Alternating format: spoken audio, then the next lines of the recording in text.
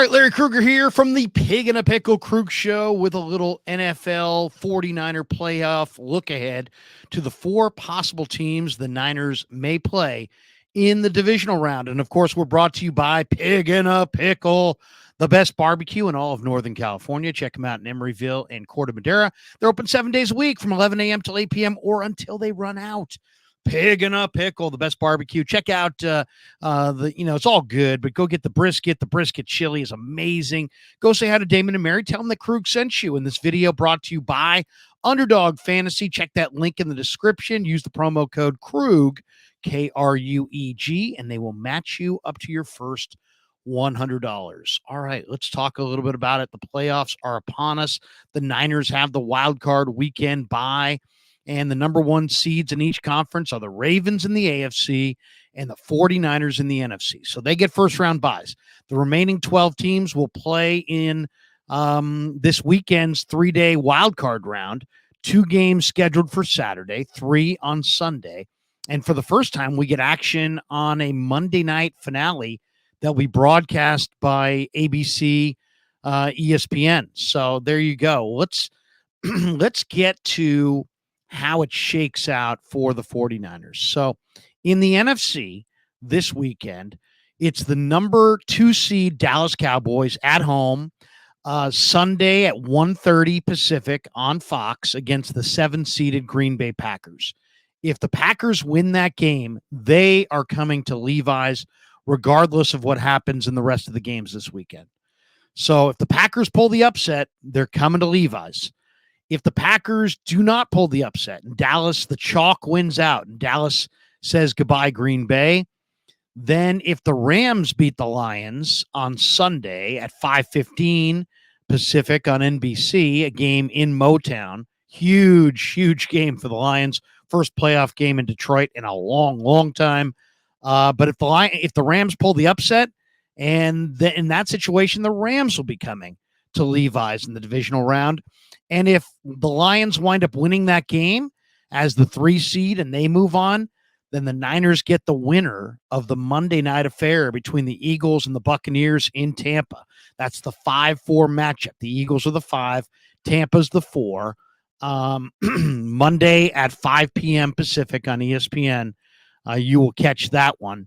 And if that shakes out where the Lions win and the Cowboys win, Niners get the Eagles, Buccaneers winner. So there you have it. The Niners can play the Packers, the Rams, or the Eagles, or the Bucs. So let's take a look at those 4 teams and kind of do the deep dive. And why don't we start with the Buccaneers? I think they're probably the interesting team to start with. Tampa Bay, the one thing about Tampa Bay is Mike Evans has had a huge year. Absolutely huge year. Evans has played in the NFL for a decade. He's never not reached 1,000 yards receiving in any of those years, but he's had a vintage season. He's got 1,255 yards receiving, third most in his career, 13 touchdowns for Evans, tied for his second highest total, and he's got 79 catches. That's third most he's ever had in a season. So, but they're not a one wide receiver team. They also have Chris Godwin. And if you lean too much to Evans, Godwin can absolutely make you pay. If you look at Mayfield has targeted Evans a ton this year. He's got 136 targets, 79 catches. Godwin has 130 targets, though, and 83 catches.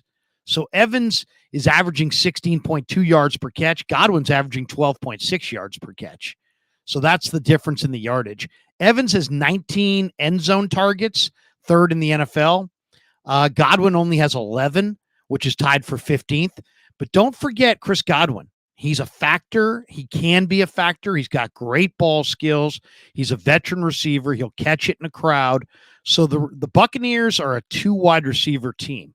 Now, are they going to beat the Eagles or not? I don't know. I mean, these teams met in week 3 in Tampa. Eagles won 25-11. Bucs were held to 174 yards of offense in that game. But as we all know, that was a long time ago. That was a long time ago. And the Eagles are probably worse, definitely worse since then. The Buccaneers are probably better. So they're different teams than they used to be. Down the stretch, the Bucks won 4 in a row. And then they lost in week 17 to the Saints. But in those 4 games, they were averaging 28.5 points per game. And Mayfield has been fantastic in that stretch. He had 9 touchdowns and 1 pick in those games. Now he's dealing with a rib injury, and that could affect his ability to throw the football. You know, the one thing about the Bucks this year, they've been wildly inconsistent. Their offensive coordinator, Dave Canales, has had huge growing pains this year. Their defense gives up big chunk yardage plays. They're good in the red zone, but there's a lot of inconsistency on both sides of the ball for Tampa Bay. The one wild card factor for Tampa is Antoine Winfield Jr. He is having one of the greatest years any defensive back has ever had. He's forced 6 fumbles. He's had 3 picks.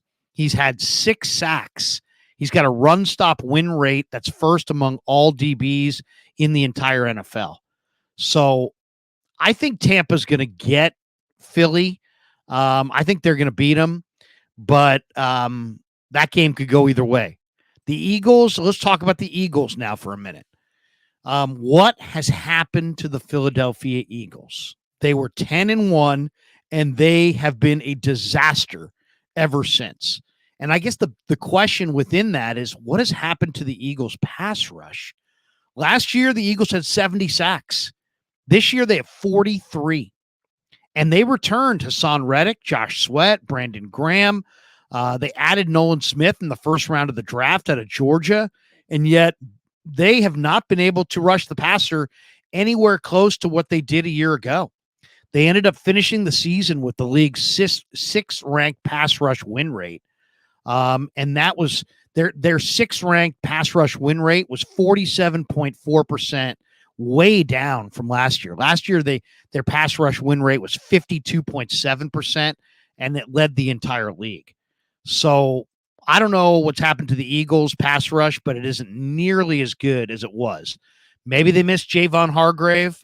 Maybe it's just Fletcher Cox is another year past his prime. Maybe it's the fact that Big Jordan Davis is woefully out of shape. Their opponent's QBR of 55.5 was the 3rd highest figure in the NFL this year, behind Arizona and Washington.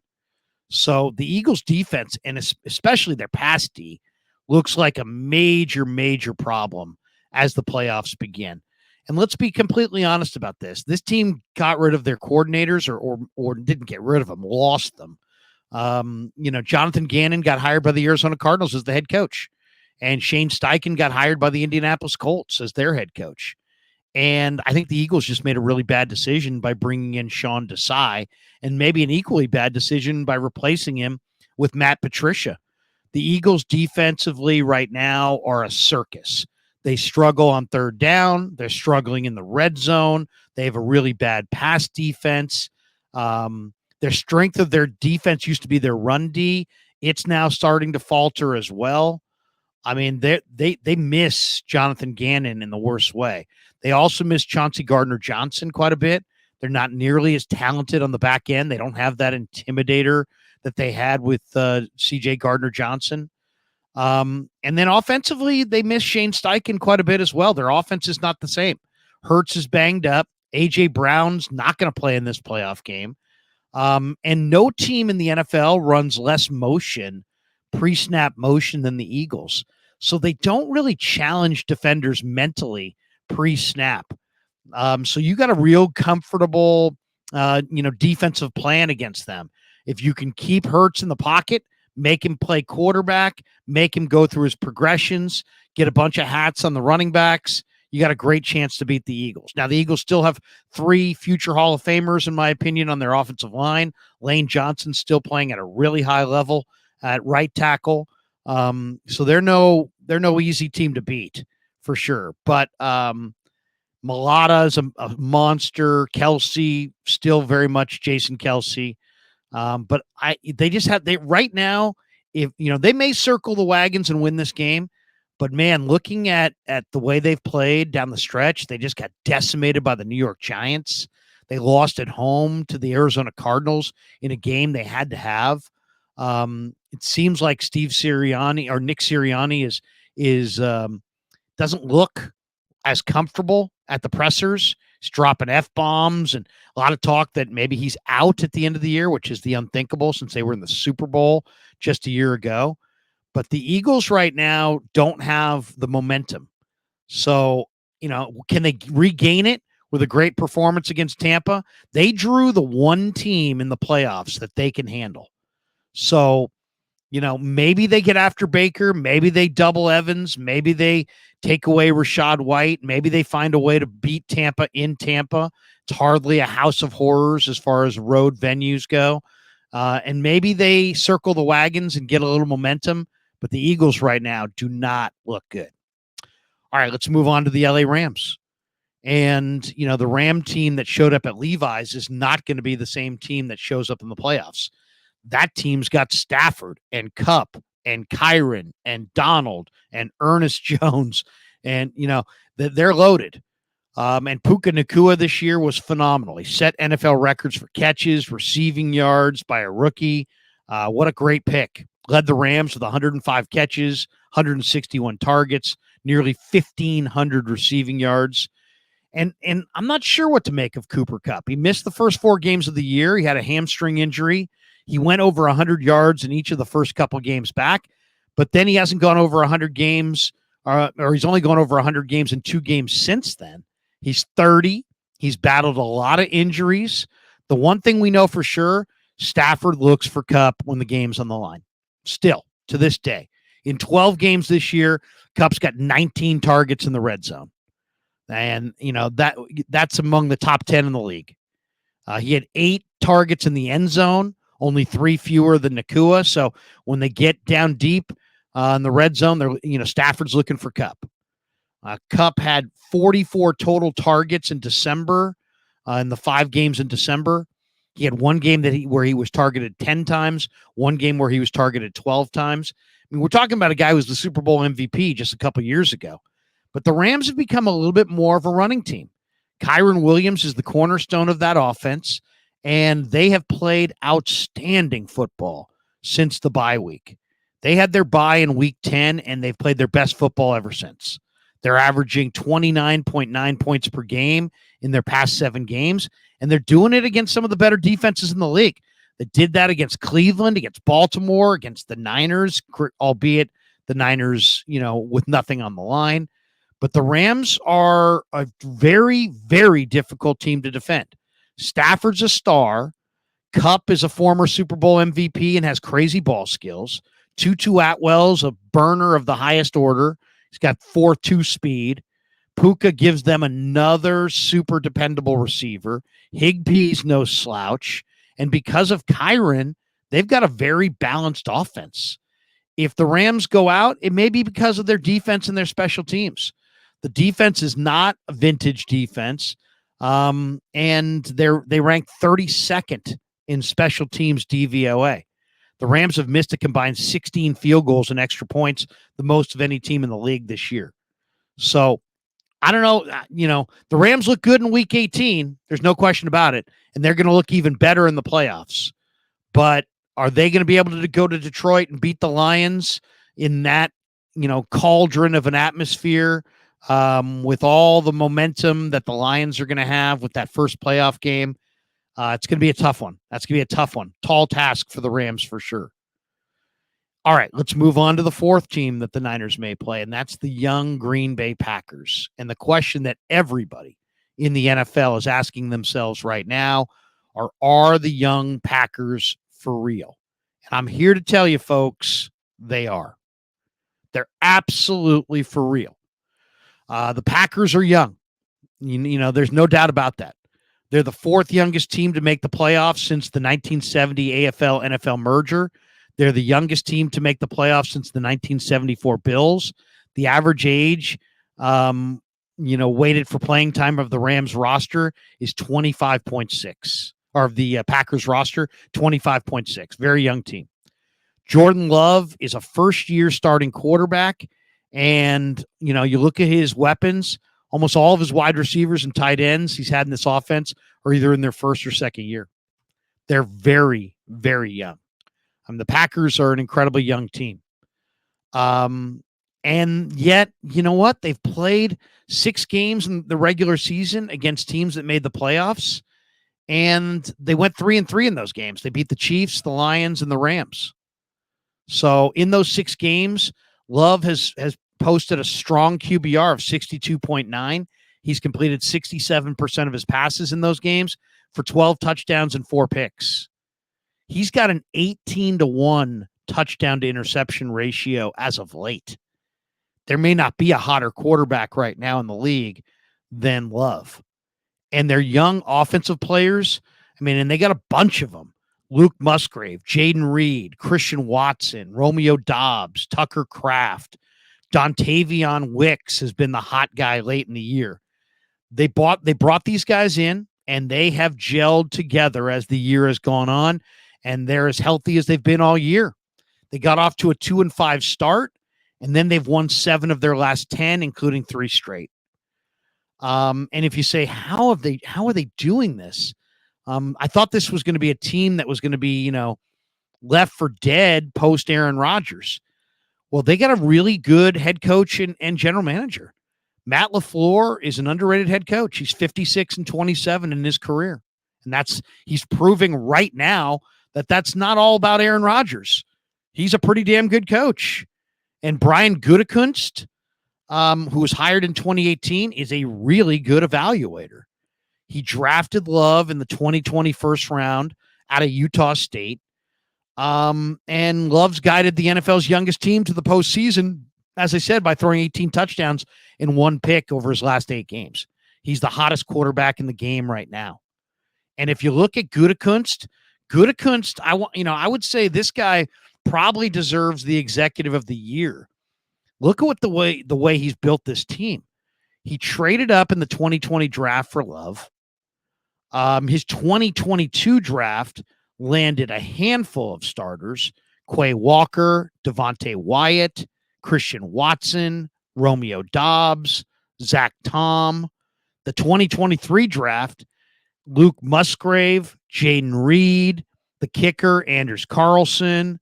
I mentioned Kraft and Wicks before, the tight end and the wide receiver. Carl Brooks is coming on like gangbusters. That 23 draft might be even better than their 22 draft. And then don't forget about the veteran running back, Aaron Jones. He has showed up late in the season. He's coming off a 100-yard day. He very much has it. He can run from scrimmage. He can catch balls out of the backfield. Now, it's not like the Packers are a perfect football team. They've got some questions on the defensive side of the ball. Joe Barry's the defensive coordinator. We're going to find out. I mean, can they stand up? Can his game plan, his play calling, can it stand up when, the money's on the table against the best contenders in the NFC? But if you told me that Green Bay was going to Dallas and they were going to pull the upset, wouldn't shock me at all. If there's one team in the NFL that has a lot more momentum than the media is describing and that the fans think, it's the Green Bay Packers. Love's real. LaFleur's a good coach. And Gutekunst has hit in the draft on so many young players, and they're improving at such a rapid rate that they're getting better every week. And when you look at the Green Bay Packers, how do Green Bay has had good personnel guys for years. For a long time, it was Ted Thompson. Now they've got Gutekunst. They do it well. And Gutekunst, Green Bay used to be solely a draft team. They didn't really touch free agency until Reggie White came over. But Gutekunst uses every avenue available. He'll pluck guys off other teams' practice squads. He'll go get free agents. He'll do it in the draft, and he's hit big time. And when you're landing 5 and 6 guys on your roster in every draft, it doesn't take long to rebuild. So if you made me rank these teams, Green Bay, Tampa Bay, Philly, and the Rams, the 4 teams that, could be coming in, the last team I want to play is Green Bay. They're the last team I want to play. Then it would probably be the Rams. Then after that, it's a coin flip between the Eagles and the Buccaneers. I know it's easy to say, oh, bring on the Eagles. But you got to remember this. If the Eagles come to Levi's, they will be coming to Levi's off of a road playoff win over Tampa, and they will have circled the wagons, and then we're starting to feel good about themselves, and they'll have a little bit of more momentum than they have at this minute. I don't want Green Bay. I really don't. In fact, there'll be an awful lot of people this weekend if Green Bay upsets Dallas that are going to be sitting there going, the Niners dodged a bullet. Green Bay knocked off Dallas. And all I would say to all those people is be careful what you wish for. Once again, Green Bay's won 7 of the last 10, 3 straight. They got the hottest quarterback in the game. They got a bunch of young weapons they're so young, they don't know they're not supposed to be here. Their defensive line is coming on. They got guys like Darnell Savage and Jair Alexander on the back end. You don't want Green Bay. So there you go. There's the breakdown of the 4 teams that could be coming to Levi's in the divisional round. Once again, in my mind, you don't want Green Bay. The second team you don't want is the Rams because they can score 30 points, and Stafford and Kupp and these guys have Super Bowl rings. Aaron Donald. Then flip a coin. Eagles, Bucks. I'd probably rather have the Bucks than the Eagles just because the Niners have beaten the Bucks this year and last year. Brock Purdy has beaten them twice. So, maybe the Niners have the Bucks number. So I guess in order, I would say you don't want Green Bay, then you don't want the Rams, then you don't want the Eagles, and then Tampa of the 4 would be the team that you want. All right, thanks for supporting the Krug Show. Thanks to A Pig and a Pickle for being the title sponsor of the Krug Show. Thanks to Underdog Fantasy for sponsoring this video. Once again, thanks to all you guys for supporting the Krug Show on YouTube.